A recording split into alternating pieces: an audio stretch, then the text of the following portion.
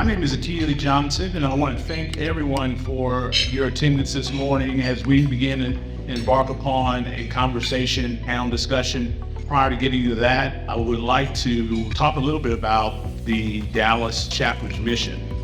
And that is really to ensure that we impact small businesses, advisors alike, and help increase enterprise value within the community as well, driving that value by increasing readiness, attractiveness, wealth planning for individuals, families, and institutions.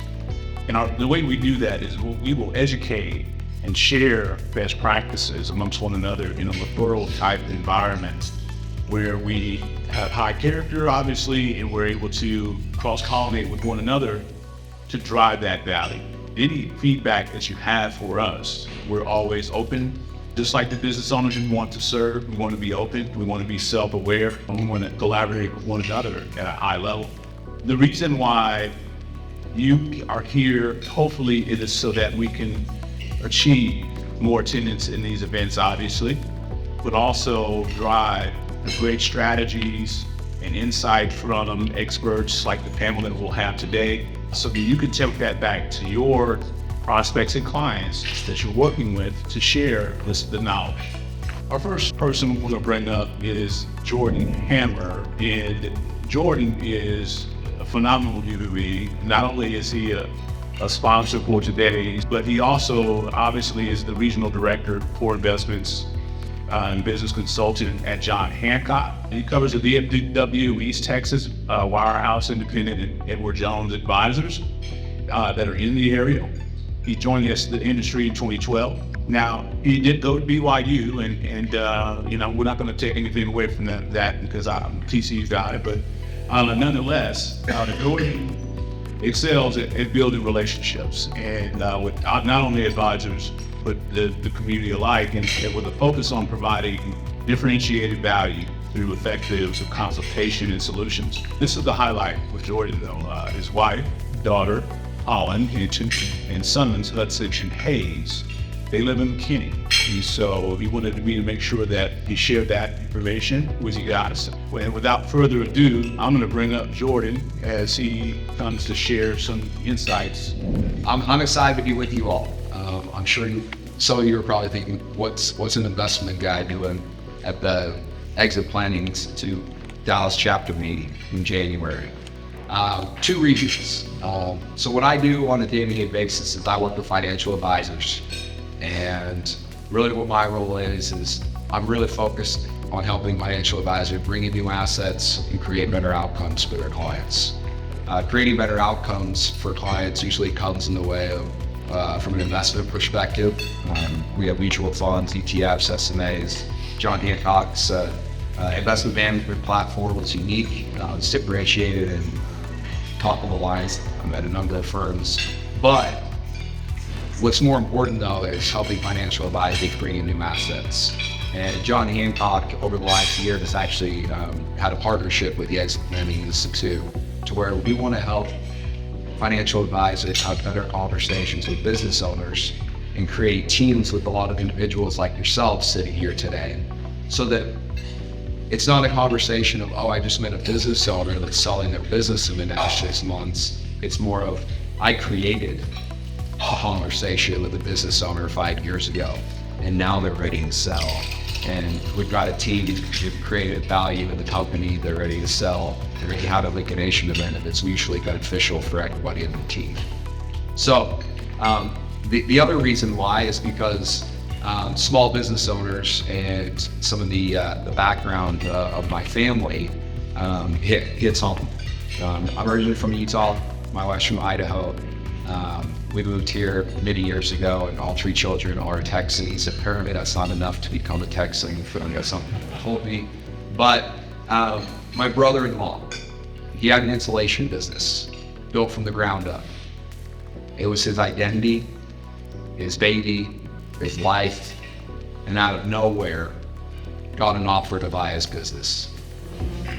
This is an individual that probably has cash under his mattress, has never worked with a financial advisor, and didn't start thinking about exiting his business until an offer came. an offer came through and the number sounded good. I have no idea if it was full value, partial value, or crappy value, right? He didn't start working with a financial advisor until after his business sold. He invested his first dollar ever in October of 2021, which couldn't have been a worse time to invest money, right? And his life has been a nightmare since, honestly. He's still working at the company.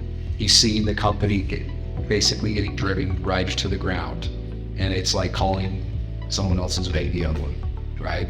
So I've seen this firsthand. And when our company started to create this relationship with the Exit Planning Institute and seeing that firsthand of his life as him and I are very close, it made me much more, I guess, in tune with the opportunity that all of us in this room have, whether you're a financial advisor, M&A consultant, CPA, an attorney, so on and so forth. And so John Hancock is extremely focused on how we can help individuals have better conversations on preparing business owners to go through the process and be prepared. There's 3 things in your packet, and there's 3 things that I think can be helpful, whether you're a financial advisor, whether you're in banking, whether you're a estate planning attorney, CPA, the list goes on and on. But basically 3 resources. If you're new to the conversation and you feel like, man, where do I start? This packet right here is for you. It's a guide to exit planning conversations. And essentially what this will do is give you tips, pointers, questions that you should be asking to business owners on getting them prepared. This packet right here, 5 things every business owner should know about exit planning, is a client-approved piece that I can get you in PDF form to send to business owners. Because this is what business owners need to be thinking about. They need to be thinking about it today, because we do not know when their time for exit will come. And we're going to talk about a little bit later, maybe it's a debt, maybe it's divorce, maybe it's disability, right? 50% of all business transactions are involuntary. 80% of a business owner's wealth is tied up in their business. It's 75% of the individuals who regret and selling their business 1 year after. My brother-in-law is going to that 75%. So I believe that we can be very vigilant on the front end. We can go through and do that. This one is probably more financial advisor centric, but I do believe other individuals can use it, called the Financial Planning Checklist for Business Owners.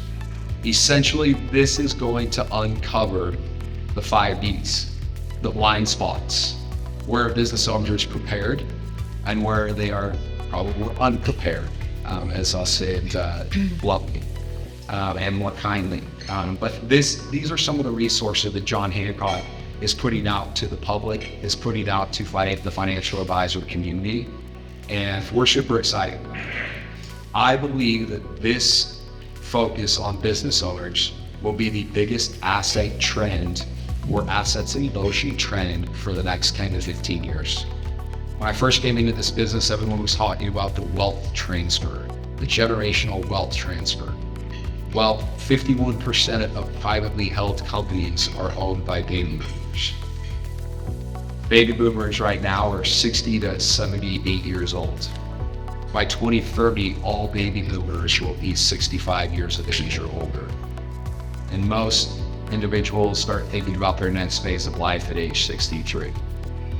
When you look at like low to middle market companies that are now 5 to 100 million in revenue, it's a $6 trillion opportunity. And so I believe those that are at the forefront of that and ahead of the curve will be the ones that benefit the most from. Now we want to get into the nitty-gritty. The reason why you came here today, hopefully, is to get insights from our esteemed panel of great experts and practitioners, people who are doing the work every day. I know this firsthand from these individuals. And so the moderator for today's event is also a extremely knowledgeable and highly executable, if you will, professional. He's a leader within his organization. He also is partner and CEO of Tate Law Group. And so without further ado, I'm going to bring up Sean Tate. He's going to get us rolling here with the panel and discuss the impact of unintended consequences on business value. Good morning, everybody. Met people do all today. It's my honor and pleasure to serve as moderator of this panel this morning.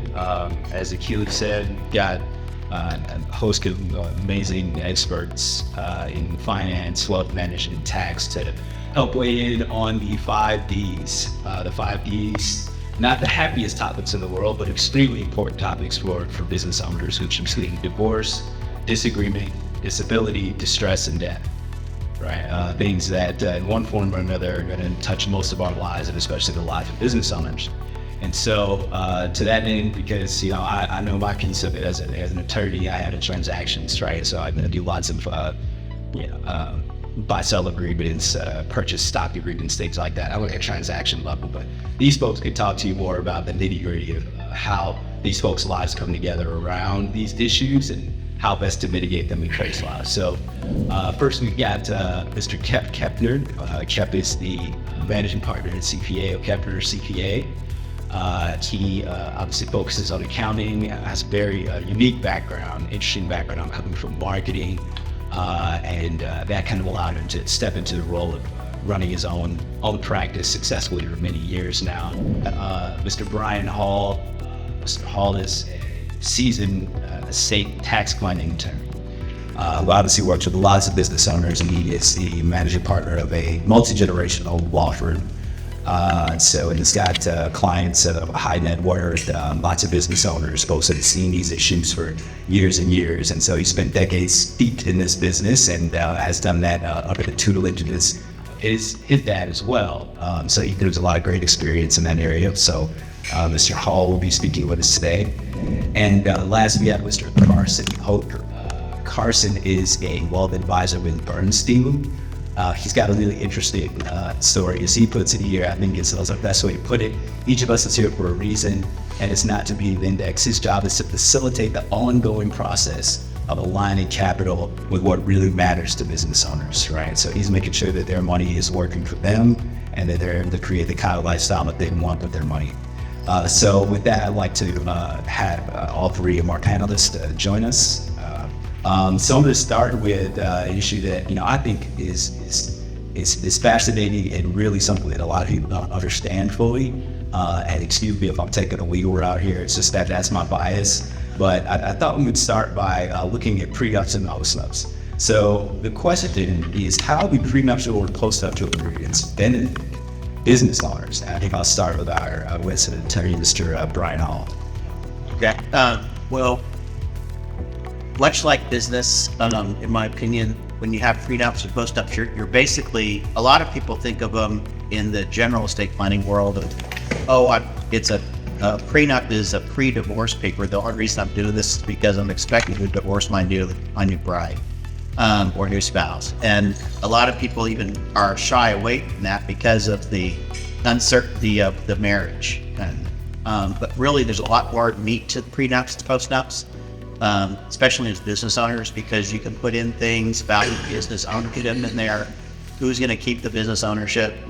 The fact that we're in a community property state, in some other states that are marital property, there's a majority of people that are, when they buy into the business or they start the business and then they get married, a lot of the ownership of the business is assumed to be either the shares or percentage of ownership, or is presumed to be part of the marriage asset, and sometimes just the income off the business ownership, like dividends and interest. So prenups and postnups can help solidify that relationship between the two spouses and make sure that there's no controversy later on about who's going to take the ownership. I think it's probably kind of the general sense. I like the way you put that, Brian, and it's about solidifying the relationship rather than being an indication that the relationship isn't going to work well, from the beginning. I'd also like to hear from Carson on that subject. We were talking about this morning. I think what we're seeing right now is a lot of people who have overplanned.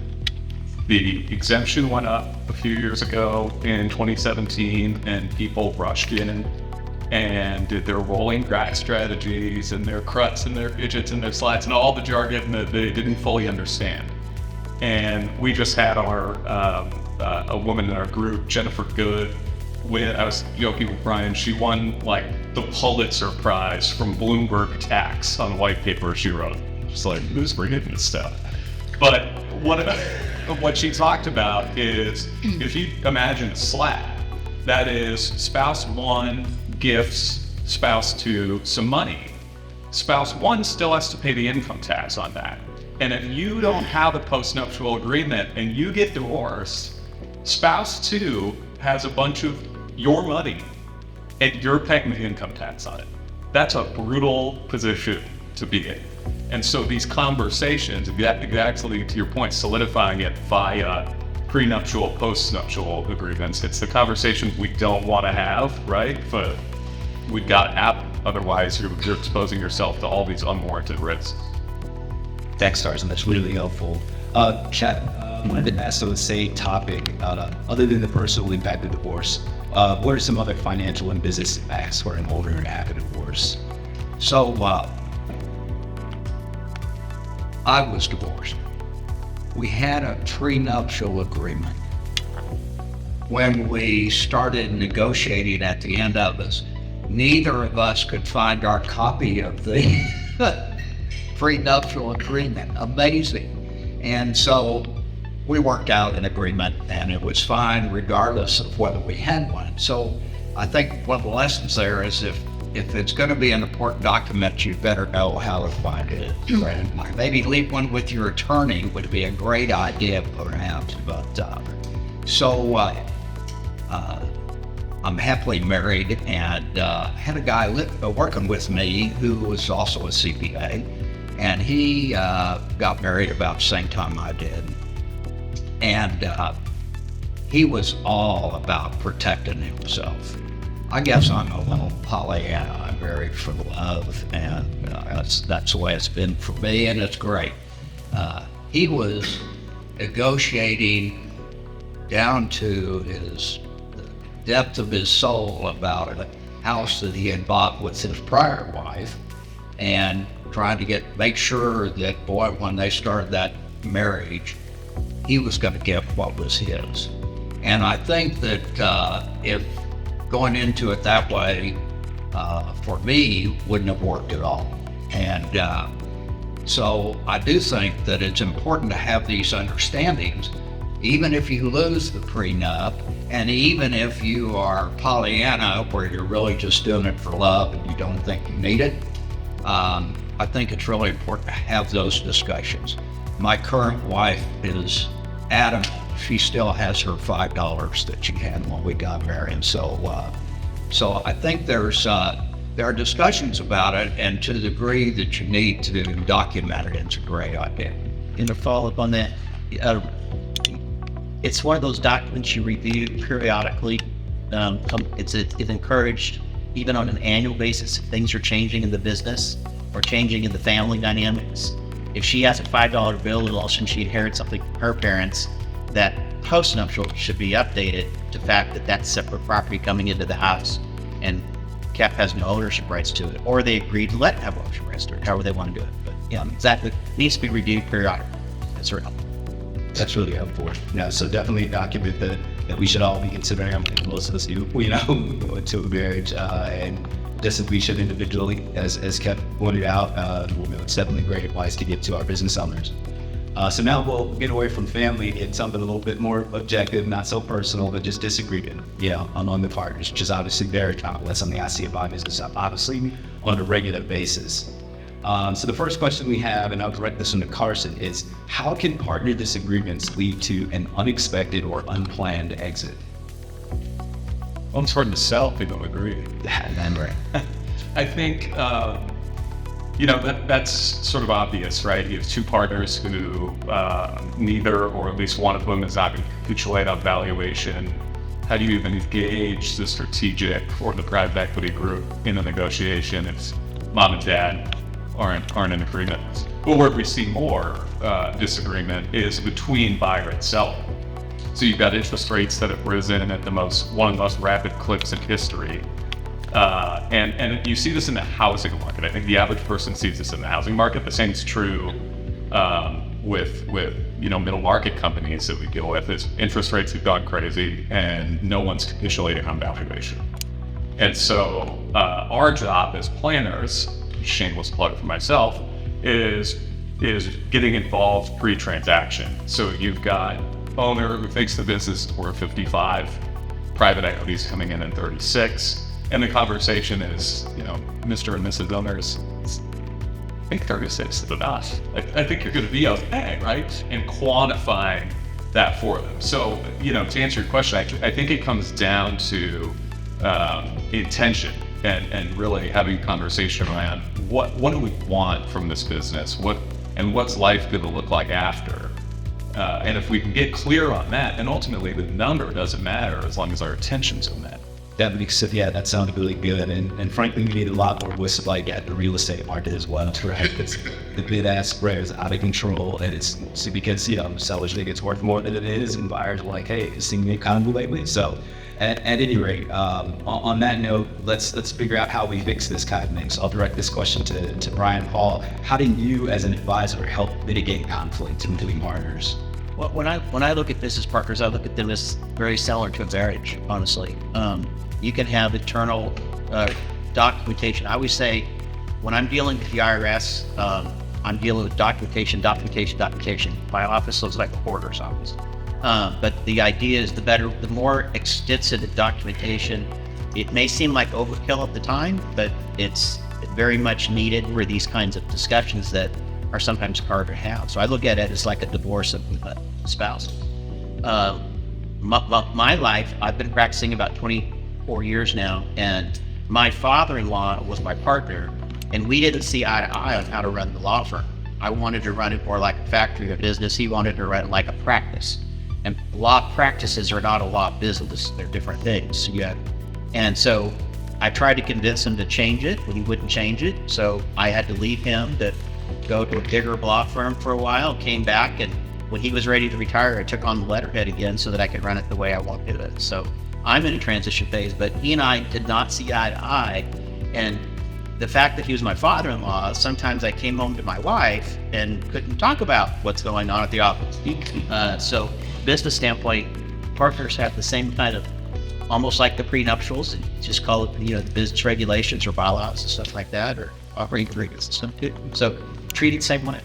I think that's something you said every time people were partners, still friends. Yes, very much so. And same, you should have those hard conversations of what is the vision, what are the ideals, business plans, budget plans, stuff like that, that a lot of business owners, they dive right into that, what did you call it? The installation company? Yeah. So, there's a plan that business owner wants to have. He had a vision. He may not have ever put it down in writing. And if he had, then he could have shared that plan with everybody else in the business before he got taken in. So it is like that. Absolutely. From my perspective, I see a lot of that in the operating and culture setting the company from the beginning, kind of understanding what each partner's role is, how these are going to be governed, how companies are going to be unwound. Those issues come up quite a bit. I'm moderating today, so I'm going to stick to that. On a similar topic, if you don't mind, so we're going to have a Q&A right at the end of this. Please hold that question. On a similar note, and there are occasions where they've been in business with folks for a long time, and someone suffers a disability that they didn't have coming into that business. And so I'll direct this question to Kep. Have you worked with an owner whose business was impacted by one of the key employees or the owner facing a disability? And if so, we can provide some details. So I have a client that's owned 50-50 by two owners. Many of us would recommend there really not be a 50-50 deal, but in this case it was. And they were very much at odds with one another. They built a very successful company, started from scratch, currently doing about $10-15 million a year in revenues. They transitioned to a digital world from their traditional manufacturing role. And as a practical matter, when they ended up in disagreement, I recommended they go get counseling, just like you would a marriage counselor. And so that caused them to examine those issues that were causing them to disagree about everything. It went back to the basics, but it was very much a personal thing. And as part of that, one or two of their key operations people were getting ready to leave. So the situation between the two owners was affecting two of their key people. Had those folks left, then the firm would not have achieved what they were able to achieve. You mentioned, Connor, the fact that it's harder to sell when the partners disagree, but I would say that before that, it's harder to operate, and it's difficult if you disagree to make good decisions. And if you have two partners going two different ways, it's going to limit the ability of the company to succeed for sure. Absolutely. To continue with that question, Brian, have you had any experience where a key employee or owner faced a disability during their time in ownership? Oh yeah. Our firm deals with guardianship and disability issues all the time, and sometimes business owners either they or a key person in the employee has a disability, and so things like that, all of a sudden their company is just in a standstill. Especially if it's the owner, the vision's lost, the key person that's in the business, the production is lost, wherever it might be. Even if it's just out trying to find more real estate to buy for that investment firm, then that real estate investment company or something. They just don't have the mechanics. So now you're dealing with staff people that are getting a little fearful about jobs and within the business. And so having those plans of when this disability happens. To answer your question though, have I had experience with it? Yeah, quite honestly. Even my other partner that was with me for a long time, John, he actually was disabled for 6 months, and his practice just basically went to dead stop. And since we were running as silos, we had to kind of absorb his client work and give the revenue back to him. It wasn't documented, we were just being nice, but it is some of those kind of decisions. Yeah, really tough decisions to make, and to your point, the better you can document that ahead of time, maybe prepare for it. It's not an inevitability, but it does happen to a lot of folks. The better off you are, when those kind of things happen. So we'll move on to the fourth D, which is distress. As when we're looking at when there's issues in the business, business has its ups and downs. And, during the down times is when a lot of folks could be dealing with exit issues. So Carson, I'll direct this question to you. Have you worked with an owner who was pushed into an exit as a result of being sued, and how did that engagement work? So I had the opposite happen. We got introduced to an owner 36 months before he wanted to transact, and very shortly after we got introduced to him, he was sued by the state of Texas because they wanted to define it as a manufacturer. He was a fabricator. This isn't my job. But in any event, the suit from the state meant you can't do anything, right? I mean, it throws the transaction in its tracks. Of course, the buyer walks because no one wants to buy a mess, especially because it was probably overvalued. And the owner is still running that business today. The state of Texas is still suing him. And I would not be surprised if it takes a decade to figure that out, because he's going to fight it because it was advantageous for him. Texas wants like $1 billion from him. And so this is now a guy who is trapped in his business and likely will be for an extended period of time. Got it. Another issue that often comes up, that if you're not getting sued, is financial distress, right? I think a lot of folks have to deal with that kind of thing.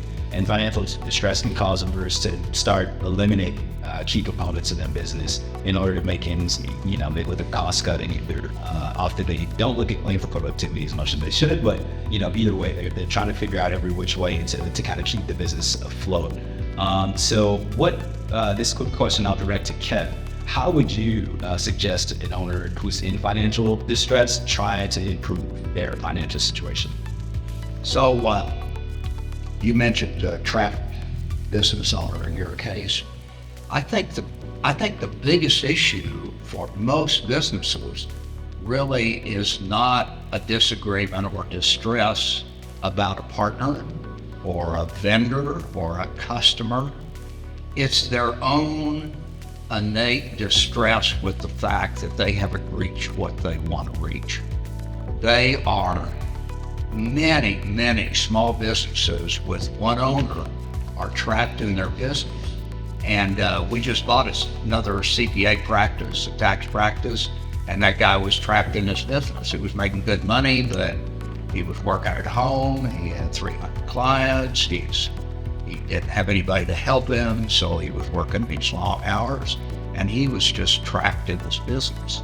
And so you mentioned, Brian, about a tax practice versus a law practice versus a law business. When I have a tax practice, accounting practice, I have 3 CPAs in my group. When I put my business hat on, I'm the worst customer for anybody because my business needs all the resources that I've got. It needs my money, it needs my time. And so we all have clients that are trapped. And I had a good friend of mine say, Kep, sometimes they just stop listening to me. When that guy wants to help his client, just like all of us do. We want to help our clients, but they get trapped. And how do you get them to think differently? It's like you almost have to rewire their brain, their way of thinking. And 3 years ago, I went to the Center for Brain Health at the University of Texas at Dallas. Those of you who don't know about that, they've been around for 25 years. They're probably the world leader in cognitive resources. And I said, what do you have to help a trapped business owner? And the result of that question was a collaboration between Kepner CPA and the Center for Brain Health relating to taking their protocols for their SMART training, their high performance brain training, and applying that to the business community. I applied it in my own firm. We doubled our profits and had a 25% increase in business. And even more importantly, it saved about 30 to 40% of my time running a CPA practice. And so, so I think many of these cases, people are distressed because internally they know down the road they're gonna have to retire and they're wondering about it. And they don't want you to sell them financial planning, and they don't want to do estate planning because they haven't finished doing what they want with their business. And it's so frustrating because everybody in this room wants to help our clients. And it's almost like they have to rewire their thinking. And so I've incorporated Mind Smarts into my CPA practice, doing value acceleration, and I use it myself in my my own accounting firm. It's a different way of looking at things, and sometimes you need to jolt your client with something a little different. If you're sitting there and you see what they need and they're trapped. They can't seem to move off dead center. We all have that, and it's so frustrating. So I've taken a little unusual approach to it about brain training and incorporated that. And so that's a way to approach your clients. It's different than, oh, I need to tell you about a triggering event. What in the world is that? And oh, I'm going to do value acceleration. Well, what is that? And so I think that there's a place to look at our clients a little bit differently. And brain health today is where heart health was about 20 years ago. 20 years ago, we started hearing about diet and exercise and the effect on the heart. And we didn't really believe it until we went to our cardiologist, and they said, okay, well, you've got gray hair, probably have some blocked arteries and things like that. So brain health is where heart health blood sugars go, and using your brain properly actually grows your brain. So you can become smarter by thinking differently. So I take a different approach to the stress of my clients, and even ones that are not distressed, say, hey, you need to think about your business differently, learn how to think, rewire your brain. I think that's really important. I'll tell you, I'm interested. I want to know more about this burnout thing as a business owner. Because the stress, no matter how your business is going, up, down, left, right, is kind of a common fact, for business owners, and kind of jolting out of whatever funk you're in and thinking about things that we can require, some alternative approaches. I spoke to a group the other day who, found that when you're talking to your peers, you literally understand and comprehend and hear things differently than you hear them from advisors, right? So, peer groups of CPAs or attorneys or other business owners that get together and discuss the same problems that your financial advisors and other advisors are bringing to the table, you're going to hear and understand and absorb it differently if it's coming from different people. And there's a bunch of really great white papers on how the brain does that, right? In a different way. So I do think it's important that we as advisors think about how we can get our clients to change that mindset so that they can better absorb the great information and the great strategies that we're bringing to them. So the last D that we're going to discuss, and this is the last D for all of us, is debt. And so for that one, obviously, business owners have to deal with that issue, you personally, key employees, other folks in their families. So I'm going to direct this question to Brian and Carson. So Brian, first, have you worked with an owner who had to exit business because of a death in the family, a death of a business partner, or a key employment or a key employee? And so how did you work with them on that exit? I probably have that answer that as a positive almost weekly, where, and it's not just necessarily the business owner, sometimes the death of a family member that is distracting the business, and spouse or children can really take that business owner away from the business. So death is very common in my practice. Of course, we deal with it a great deal. Sometimes their estate planning isn't in order in how to deal with the business, because they kind of think of businesses as like, I'm going to put that on the side table and I'm going to talk about my personal assets. That's all estate planning is about. But actually the business is the major asset that they're not really talking about. So at least in my practice, I talk a great deal about business owners and what's transitioning with the business. I had a client that her son died, and years before that, her son was given like a 2% interest in the business so that there was some income stream coming in. And all of a sudden, the death of that son precluded her from getting some cash management issues and stuff coming with the lending, because not all the owners were involved anymore. And so she had to, and now, if you guys haven't heard, probate in Texas has become fairly bureaucratic to be keeping up with the other states of the nation. It used to be we could get probate done in a few months. Now it's seems like years, but it's more of like a 6-month process. So if you're sitting there holding on to a business of a deceased business owner and you can't even get the executor documents from the court for 6 months, you can see what could happen to that company pretty quick, things like that. So we deal a lot more with buy-sells, and internal to the business, we almost use business documents to create that, let's say, beneficiary form of ownership to somebody else, so that we don't have to deal with probate to take ownership and responsibilities. I'll create documents with corporate counsel sometimes in teams to make sure that they have some kind of, like, especially when it comes to like board of directors or president's officers that are actively at the bank, that they have a succession plan internal with business documents is unrelated to their estate planning documents, so that they can immediately take over the responsibility of the bank account without having to go through probate stuff like that. So there's just a lot of things that people just don't think about.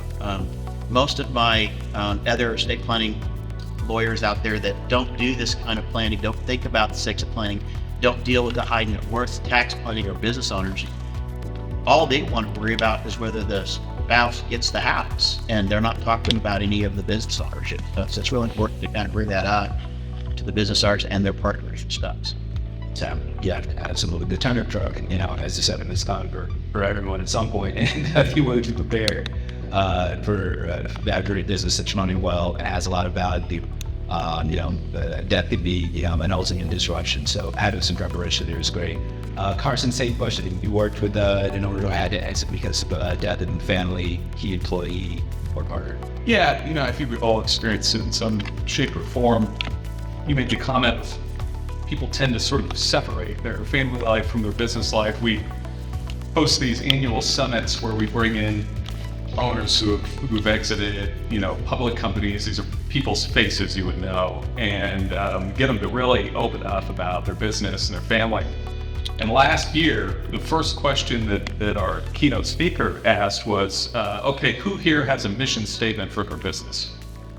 And 99% of hands go up. Great. Who here has a mission statement for their family? And the whole room sank, and you could hear these murmurs, right? Because people tend to be buttoned up more or less in one area or another. And I'll give you an example. When I was 17, my brother-in-law, who was 29 at the time, was killed tragically in a single car accident. And he was, at the time, running his parents' concrete company. His parents were in their late 60s. They all but retired. He was taking over the business. He was doing a great job. And he passed away. Thankfully, he had everything, just about everything in his personal life buttoned up. My sister was able to stay in her home, continue sending her daughters to private school, all this stuff. Thank God. The business, however, had done virtually no planning at all. He passed away. They tried to plug in the GM to run it. He was incapable of doing so. And now you have two 70-year-olds, both in deteriorating health, who had to take over business. And they folded that business within 6 months. It was doing something like $50 million in revenue.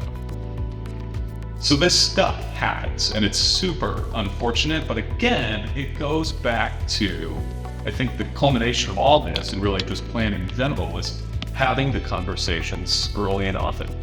And it solves a heck of a lot of problems. Right, absolutely.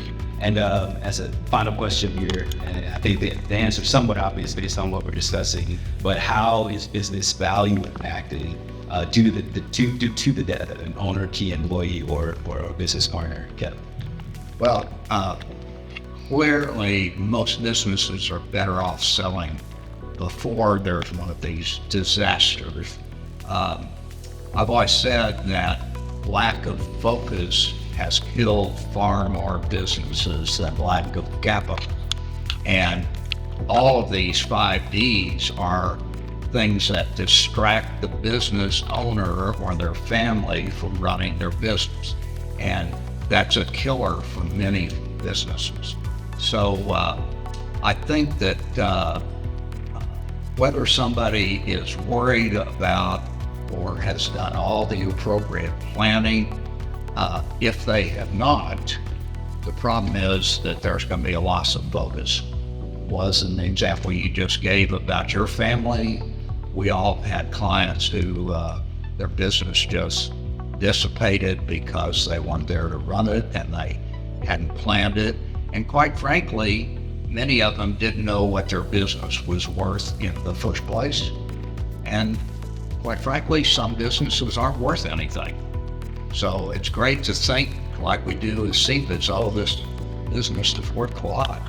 And I have to be in a business that's great because you can always sell CPA credits. But if I were a contractor, maybe not. So a lot of businesses require the planning to get the best out of their operations, not the best out of the sale, because their business may not be anything that can be sold in.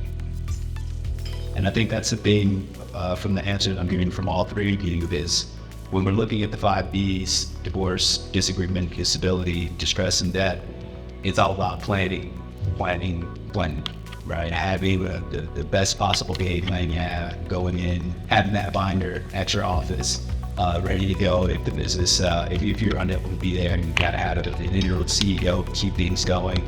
Have plans on understanding what the valuation of your business is. If you have an intended or an unintended exit. These are, all, bad situations that every single one of us faces in life and that our business owners absolutely face. And we do our best work by preparing, our clients for these types of events through the various planning strategies that we have. So I would love to thank our three panelists, Bryan Hall, Carson Pope, and Kep Kepner. Thanks to you all three for your insights and answers today on the 5 Ds. And of course, they'll be available to speak with folks in the audience when the presentation is concluded. And thank you so much. I want to address the audience and see if there's any questions for the panelists that you may have. Anybody? Yes. Good morning, everyone. My name is Cheez. I'm an executive director of Fair, which is a private bank. The majority of my clients are up to the business owners. My question is related to the certified mentally business enterprise. Do you ever come into situations where that certification proves to be a disadvantage when you're looking at the exit? I see not just in that certification, I also see it in other certifications. Sometimes contractors, sometimes people that called Mark Cuban to get their LLC online. They literally have to have a really good example is women-owned, minority-owned businesses that have contracts with the government. They have to have that proof, and they get it's almost like a certification or endorsement. And as soon as that woman or minority, passes away, or some of the Ds affects them, they lose those contracts potentially. And how do they keep that process going, even though things are going? So I'm not familiar with the certification you're talking about directly, but I see it a lot of, you can have that certifications. Most certifications are transferable with the company, but they're not transferable to people that are not owners of the company, like a spouse, like a child, or something like that. Clarified, I'm speaking of any certified minority business. Right. So whether it's limited home, valid out, like all and whatever the category is. The reason I'm asking is because I had a particular incident where a client is certified minority limited certified background that the casino working through the sell the 49% of that business. We went into an issue with the private equity firm that was purchasing. Yeah. Because they did not. They didn't have the veterans exactly. You were able to break and through that with our team. But I was just wanting to see more facts within your work. What I've seen is it's dependent on who's giving the certification, but they have processes in place over there, and it should at least be inquired or asked about. I got some clients that are a woman-owned, minority-owned, and she does with these blockades for traffic cones and everything else you see on it everywhere you go, and she's killing it. But if we lost her, if her succession plan is not woman-owned, not minority-owned, and so she'll lose all of those contracts. Another one is a veterans-owned transportation services for disabled veterans, and they literally hired a veteran to be a part of the ownership so that the certification could continue. He has zero voice in the business, but he's there to get that certification. It's kind of an interesting thing, but you're right. But both of those were able to they will be transferables, but they have a certain 6-month time to regenerate the requirements of that certification when it comes up for renewal. That's usually what I see. All righty. Well, good morning, ladies and gentlemen. We're going to wrap up today with just some gracious thank yous to start with. I wanted to thank our sponsors for today's event. Mr. Carlos Wright, a partner at Landrop GMP LLP. Juliana Vegas, the Regional Director of Texas at B10 Capital. And Jordan Emmer, VP and Regional Business Consultant at John Hancock Investment Management. Will you give them an applause, please? Of course, we appreciate the CEPA members and their support, and encourage everyone to look into the CEPA designation as it gives a great illumination about exit planning and how you can use this great knowledge to help empower your clients themselves. Look out, we're going to have a survey to help us continue to curate the high quality of the content, roll the events, making some newsletters and things like that. The next event is going to be February 21st, 2024, and we're going to have a readiness viewpoint, exit strategy, and as a business strategy. And of course, we have some of our board members here this morning as well. So if you guys can stand up, a few of you guys who are here, so we can recognize you. Fantastic. Thank you. So of course, if you have any ideas or thoughts or any words of encouragement, please feel free to reach out to these guys and they can share some of the great details so that we can continue to do great things. So again, also trying to recognize a different advisor each month who exemplifies the best characteristics of a seat of examination. So that's going to be something that we're also going to be enhancing in our monthly meetings. And of course, we're always interested in welcome to new topics or different things that you guys are very interested in keeping on the edge of. So other than that, we'd like to bid you adieu. We appreciate you and spending the time with us this morning, and look forward to it next month. Have a great one, everyone.